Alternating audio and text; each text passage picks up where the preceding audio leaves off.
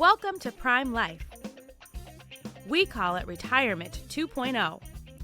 Leave each episode with tips and new ideas to help you navigate retirement in our new age. It's your time. Make it count. This podcast is for educational purposes only.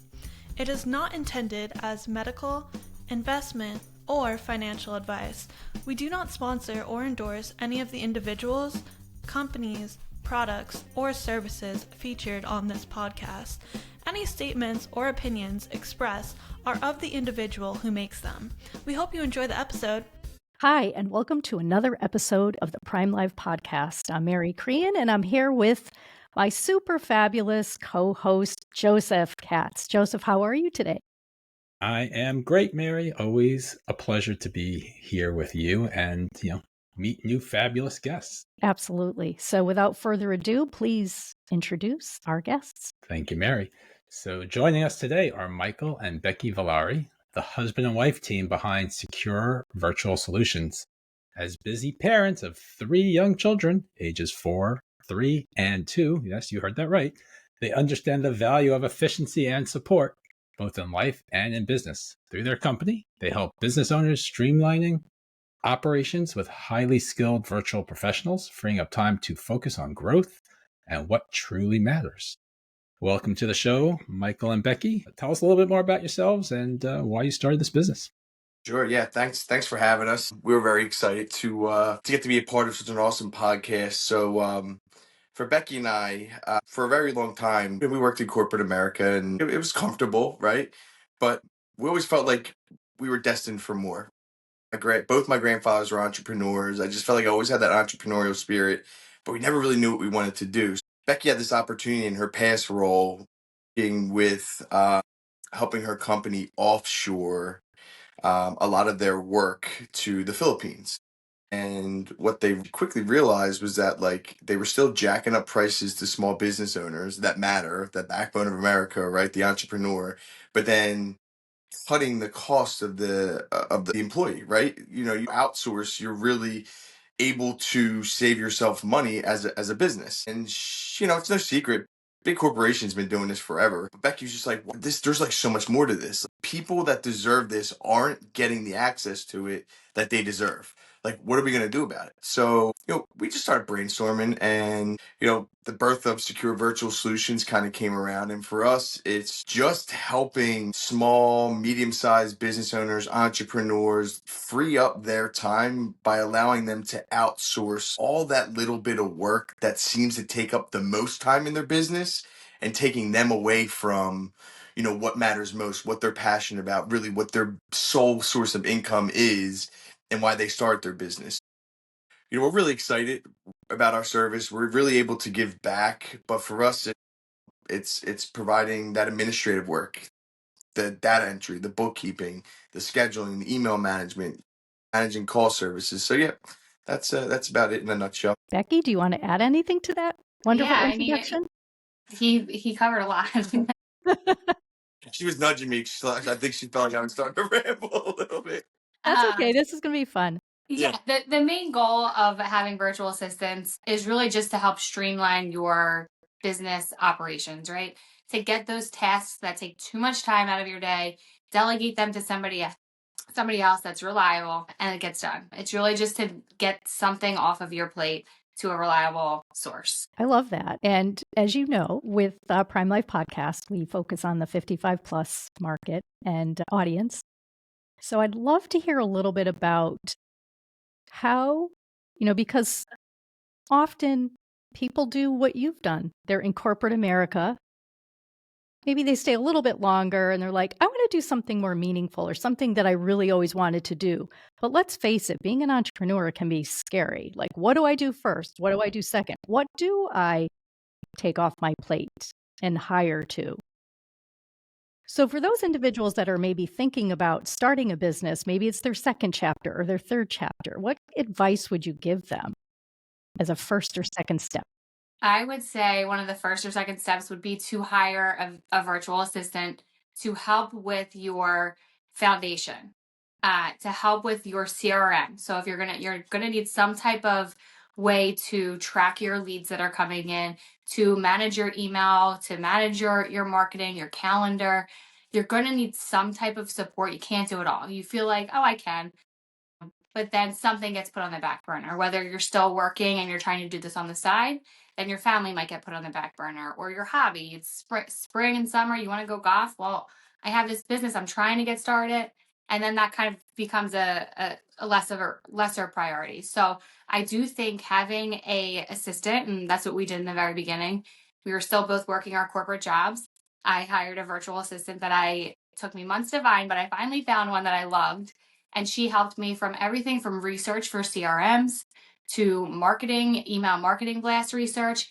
She helped me with everything, consolidated a lot for me, built our whole CRM system, our reporting. And that I was able to completely delegate to somebody who had that experience, had done it in the past for another startup, and was able to really help me so I could prioritize my full-time job that I still had and my kids, and starting to get a business started. So it was nice to be able to delegate and still keep that as a priority for a very, very low cost. So we've used a few terms, which I think we should define a little bit for those who may not be as tech savvy as the four of us at the moment. So maybe even take it a step back. And you mentioned the Philippines and you mentioned virtual assistants. I think maybe we should define and describe what that means in a little bit more of a practical sense and how that works. Are you managing them on behalf of other people? Just maybe describe that a little. CRM, for those who are listening, is customer relationship management tools, right? So there's not everyone's as savvy as others. After you do that, if you could maybe just dive into the fact that there are lots of older adults who own businesses, many of them small businesses. We had a guest on, I forgot the exact stat, but a lot of these people are going to now start retiring and they're going to want to sell those businesses. But there's also a lot of new tools and technology around that they may not even want to use, but could help them grow their business, whether that's social media, email marketing, what have you. Maybe you could describe how your service could help an older business owner sort of go into the new future, AI. Yeah. You take the first, I'll take the second. So I gave you a lot, so I'm sorry. Yeah. It's a lot I'll of take stuff. the first part, I'll take the second. So, to tie this into the 55 plus community that are watching and listening, this world can feel overwhelming, but it's overwhelming to everybody, right? The virtual assistant industry is still up and coming. And matter of fact, I think it was Warren Buffett that recently mentioned, come 2025, you're going to see this boom in this virtual assistant world, right? A virtual assistant is a person, right? It's not AI. It is a real live person. And the reason for Becky and I that we went into the Philippines and built our agency there, of which, by the way, never been there. We did this all virtually. Was not easy, but was a lot of fun. What we realized is the people in the Philippines have a lot of the same values as we do as Americans, right? But their cost of living is significantly lower. So, and they speak really good English, by the way, because I know that's often a concern, right? You're not going to pick up the phone with one of your virtual assistants from the Philippines, and they're going to have a heavy accent. That is one of the things we recruit to make sure that they speak good English. But the communication nowadays with just software and everything listen, COVID really is the reason that everything's being able to go virtual. Mary, you're in financial services. I'm sure there's a world before COVID where you were going house to house or meeting with person to person. If it's not you, that other financial advisor was doing the same. Then COVID hits and everybody go virtual, right? So there's so much we can do virtually. Virtually meaning just behind a computer, not face to face, not in person. But software, technology, we know it can be overwhelming to folks our age, let alone the 55 and older community. So for Becky and I, our agency, our business is set to help you put in those systems and processes where they might feel a little dated. You're still pen to paper. We can sit back, figure out what your systems and processes are and how to digitize them, all while having a real live person over in the Philippines that we've gotten their background checks, that we've vetted 4 different ways before they even are able to be in front of a client. And quite frankly, we've built our business off of our team, right? In order for them to be client facing, we give them certain directions and things to do within our own business that help us grow and build, just to see, is their resume true? Can they really do this work? But, I'll let kind of Becky take from here. We have a really awesome story of somebody we had worked with that owned a business that was in their older years, but looking to retire. So you can go from there. Yeah, we have a local plumber and water conditioning company, actually, and he has been in service for 30 years. He acquired a company a few years ago. Still, everything scheduling wise is pen and paper on their scheduler. And he knows he's ready to retire in the next 1 to 3 years. And if he sells his business as is, it's going to be, not worth as much as it would be if he had some systems, processes, and more technology in place. So what we did is we went in, we scheduled 3 months for a project. We understood how the business was working as is. We did some research on the best types of CRMs, so customer relationship management systems that can track everything from a lead coming in all the way to billing. So it's like a one-stop shop for your business from a technology perspective, and how we could build in some automation. And then what we did from there was we brought in a VA to help Virtual assistant. Yeah, virtual assistant to help import all of his, index card clients. They took pictures, they lined them up, took pictures, and she was able to zoom in virtually, add that all into this new CRM. She was able to contact each of the customers that they have, validate all of their information, and really we were able to put these systems in place for this business owner. So now when he is ready to sell his business in 1 to 3 years, the valuation will increase by 20 to 30% just from this 3-month project that we did to get him for the next 1 to 3 years working in a more digitized, systematic world. That's an awesome story for a plumber. Yeah. It absolutely is. I agree. Well, that's the fact of the matter is, a lot of we work well within the trades too, right?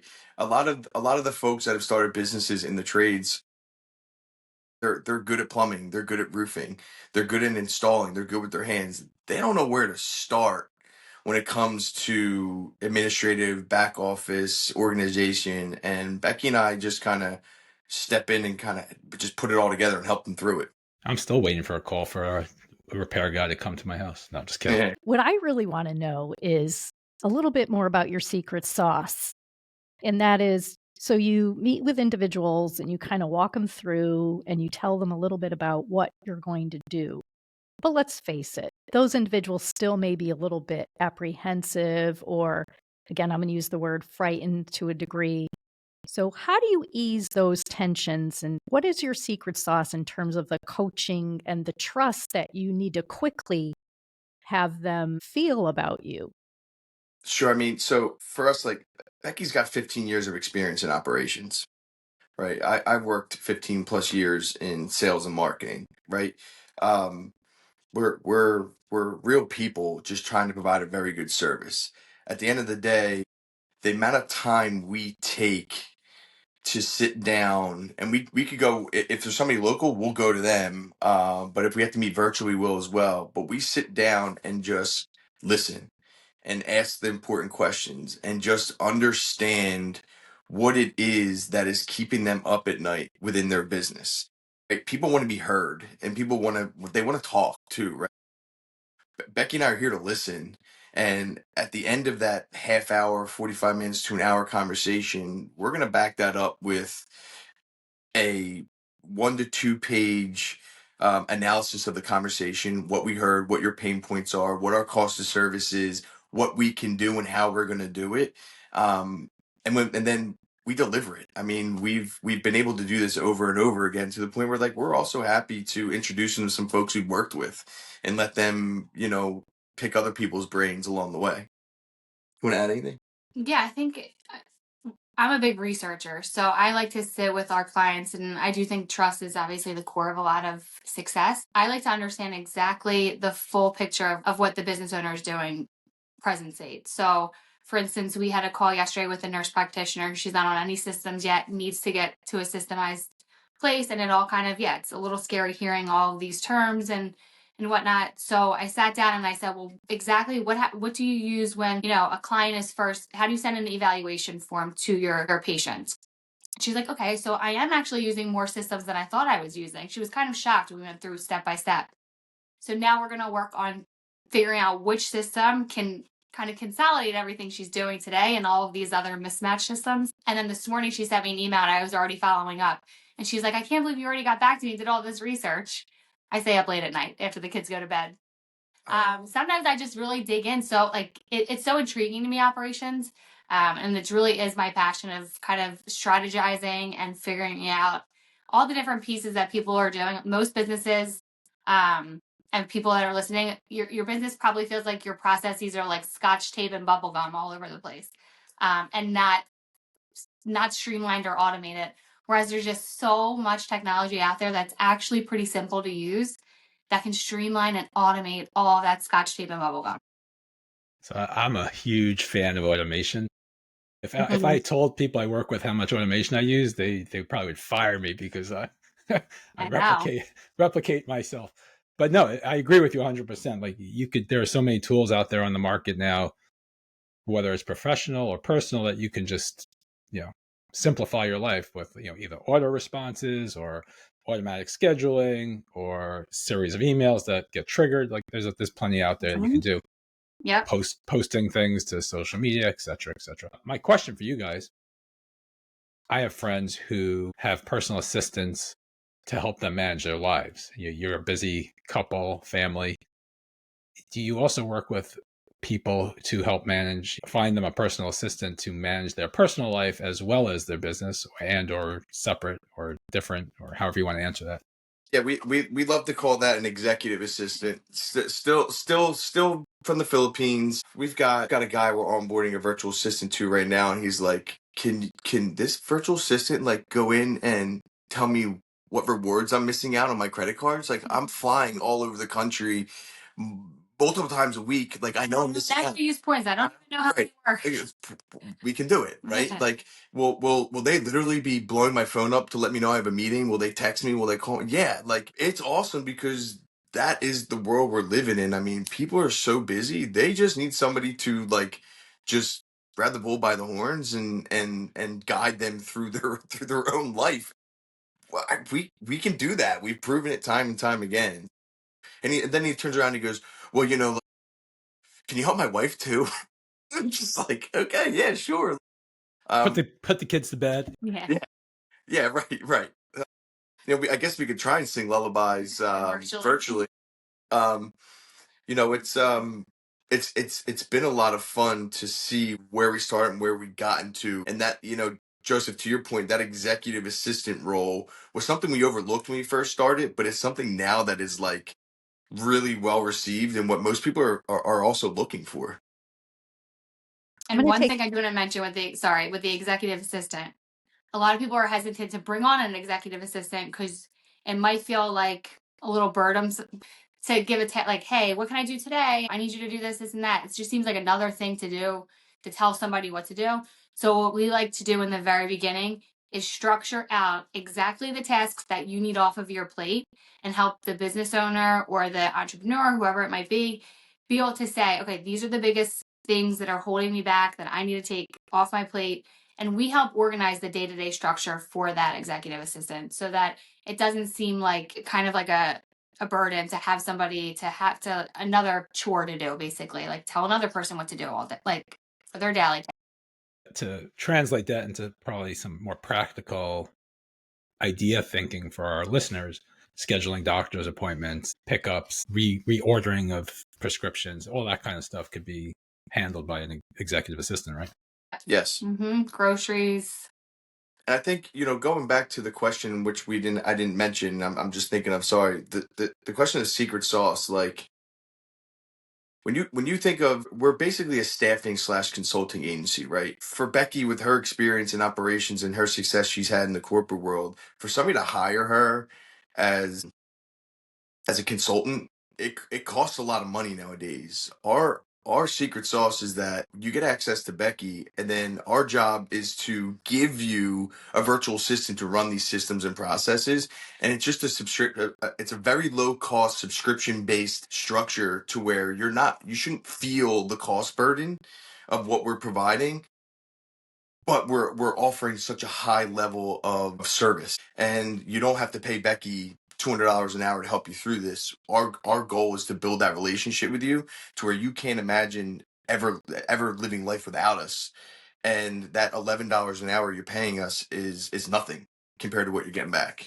So that's your hourly average Yeah. fee? Yeah. Well, it sounds like you provide that really good overall umbrella strategy for starters. And I think that's where you build the trust with individuals, and then you connect them and match them with a virtual Yes. assistant, I think, as you pointed out. What I would like to dig in a little bit now, which is you talked about family members. That's what I thought I heard. Father, grandfather, who were former business owners. You have entrepreneurial blood in your background.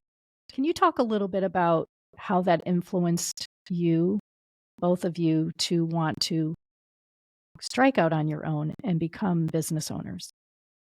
I think, you mentioned family, right? Grandfather, both my grandfathers, my mother's father, my father's father. The one thing that my mother could tell you about her father is that he was often there when she needed him to be, right? I mean, it's no secret. Being an entrepreneur, you're working 24/7.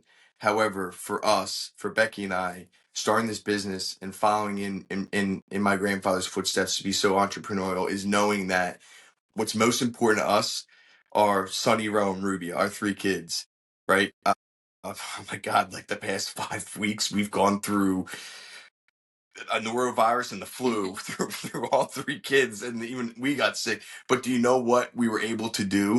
We were able to sit there with our kids, lay on the couch, and be there for them when they needed us the most.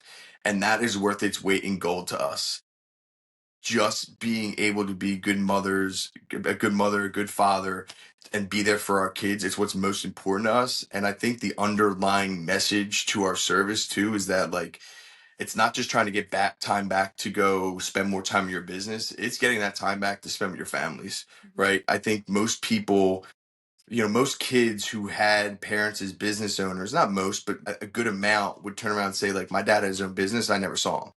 That's not the point of being entrepreneurial and having your own business. It's to give yourself more time with your family. And that's really the deep rooted reason why we started Secure Virtual Solutions.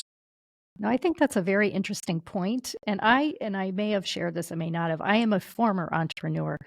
My husband and I had 3 different businesses, and our children were little. So I loved your story that you told about they weren't feeling well and you were able to sit on the couch with them.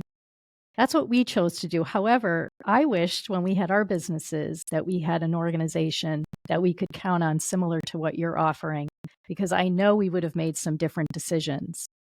And I do believe that while people want to grow their business, they want to earn income, they want to save for retirement, all the things, that we want for our kids are leaving a good legacy for our children. We also understand that it's that balance, because as you said earlier, most or many people who've had parents who've had businesses or grandfathers and grandmothers, they didn't see them too often because they were working. There's a saying that when you're in business for yourself, you're going to be able to work half days. It's which half of the day you want to choose to work. And so I think that's a very interesting point that you both make. Joseph, you have anything to add to that? No, I mean, I love working with entrepreneurs, talking to entrepreneurs. You said something before about staffing service. And one of our first episodes, we spoke to an individual who was starting a business. He had worked at a very large corporation. He was starting a business to help older adults go back to work. And so, like, this whole idea keeps coming back in this world of staffing and work. And it's interesting. I guess you sort of answered our question that we normally ask, is like why you're doing this. And that was really nice to be able to spend time with the family. I guess my last question for you, because I know we're going to run out of time here, is what advice do you have to share, sort of that mic drop moment, if you will, like with our listeners about utilizing a service like this, or what they should be thinking about? I'd say my biggest piece of advice, especially from like an entrepreneurial spirit, is to ask for help. I feel like a lot of times we think we can do it all ourselves, or we're very type A and we want it done a specific way, if we just take a deep breath and let something be a little different than how we would have done it, it can still get done. I think asking for help is really hard, at least it was for me. I'm very organized and like things done in a very specific way. But my life has changed dramatically when I ask and just explain something that I'm thinking to my virtual assistant. And then she even gives me an idea on top of it. So asking for help can completely transform, I think, your spirit from being an entrepreneur and starting a business and taking that next step on where to go. Yeah, I mean, we don't need to do it all ourselves. I think that's great advice. Yeah. But I think too, when you are an entrepreneur, you have all this drive and passion. And so you really want to just go full steam ahead, which I love. And we all need to look deep within ourselves to see, because time is money, but also, again, so that we live a balanced life and we can live a long and prosperous life, because part of that is taking care of ourselves and taking care of our families. And as Joseph said earlier, you did really answer the question that we asked guests at the final question, which is, why do you do what you do? But if you want to add anything to the fact that you want to spend time with your family, go for it. I mean, it all really started, besides the family piece, was to help small business owners, to help the struggling entrepreneur, the startup, the person who wants to have a small startup, not just like a big tech startup, and they don't really know where to start. They need that extra help to push them along the way. And that's where it really started. That's where I started. I knew I wanted to start a business. I needed a little bit of help, and I found a VA that was affordable. It's really that affordable help to the average American who wants to pursue something different in life, and make that change, whether it's from corporate to retirement, from starting a new hobby that you maybe a pet walker, right? Somebody who's retired now wants to start a pet walking service. We had an inquiry about that. It's something that I really think is life-changing to the small business owner and the entrepreneur. With that said, we'd love to have you share what's the best way an individual can get a hold of you if they'd like more information about what you do or how you can help them. Sure. So our website's probably the best way to get a hold of us. And it's wearesvs.com. And most of the times when you go right into our website, the window will pop right up, the questionnaire. You can book now with us. And, for Becky and I, it's just getting to understand the person in front of us and whether or not we can be of service. It just starts with a conversation. Just for clarity purposes, it's WEARE or the letter? Yep, correct. WEARESVS.com. No, that's great. Joseph, you have any final thoughts? No, it was fun. It's making me go back and think about what I could automate the rest of the day. I'm sure that's what's going to take up the rest of your day, is thinking about what you can automate. Yeah. Michael, Becky, thank you so much for joining Joseph and I today. It was a pleasure to get to know you. And we look forward to another episode of the Prime Life podcast. Please give us feedback, follow us, like us. We're here and we really appreciate our audience. Have a great day, everyone. Remember to subscribe to the Prime Life podcast anywhere you find podcasts. You can find all of our episodes, contact information, and more on our website, primelifepodcast.com. Stay connected with us. Follow us on LinkedIn, Instagram, Facebook, and TikTok.